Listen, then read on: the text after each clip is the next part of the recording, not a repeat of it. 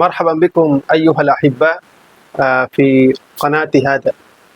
وإن شاء الله سأذكر اليوم عن حياة الشاعر الشهير الكبير الفقيد بشير بدر. كما نعرف جيدا بشير بدر كان من أشهر شعراء اللغة الأردية في العصر الحديث. أحبه الناس بسبب كلماته وأشعاره ومشاعره الصادقة. كان يكتب عن الحب والذكريات والصداقة والحياة اليومية، لذلك يشعر القارئ أن شعره قريب من قلب السامع، لذلك يحبه جميع الناس. سنذكر بعض أبياته في هذا الفيديو. كما نعرف أن بشير بدر ولد في مدينة أيوديا سنة 1935. نشأ في أسرة تهتم بالعلم والأدب، فكان يحب القراءة منذ صغره، وهكذا التحق بجامعة شهيرة الإجراء وحصل على التخصص في اللغة الأردية وآدابها. وكان هو يكتب الشعر، يعني بدأ في سن مبكرة، وسرعان ما عرفه الناس بسبب أسلوبه السهل وأسلوبه الجميل.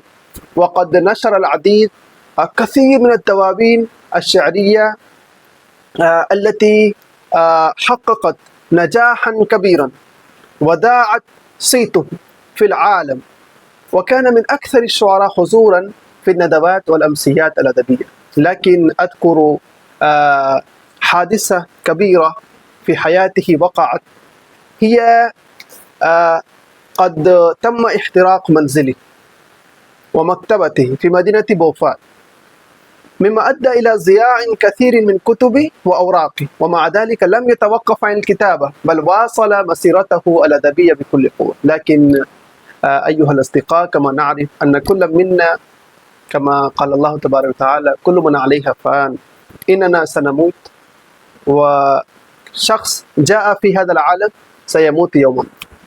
فهو الشاعر الكبير بشير بدر قد توفي في شهر مايو في تاريخ 8/2 في مدينة بوفال عن عمر ناهز 91 عام 91 years.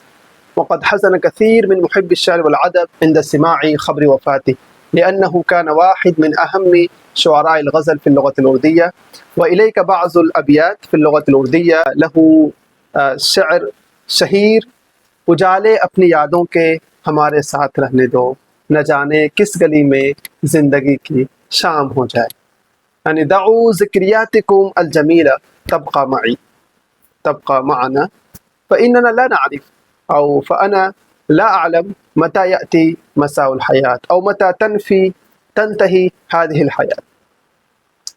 वहकदा शेर शहीर दुश्मनी जम कर करो, लेकिन ये गुंजाइश रहे जब कभी हम दोस्त हो जाएं तो शर्मिंदा ना हो, यानी إذا اختلفتم فافعلوا لأنه شيء عادي، يعني الاختلاف وهكذا الخصام والنزاع هذا شيء عادي، لكن علينا أن نلاحظ هذا أو أن نفعل هذا باحترام، حتى إذا عدتم أصدقاء يوما لا تشعروا بالخجل.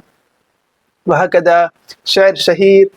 وفي زمن كورونا قد كنا ننشد هذا الشعر، وهذا: कोई हाथ भी न मिलाएगा जो गले मिलोगे तपाक से, कोई हाथ भी न मिलाएगा जो गले मिलोगे तपाक से, ये नए मिजाज का शहर है जरा फासले से मिला करो, यानी लन युरहिब बिक الناس إذا بالغت في الود.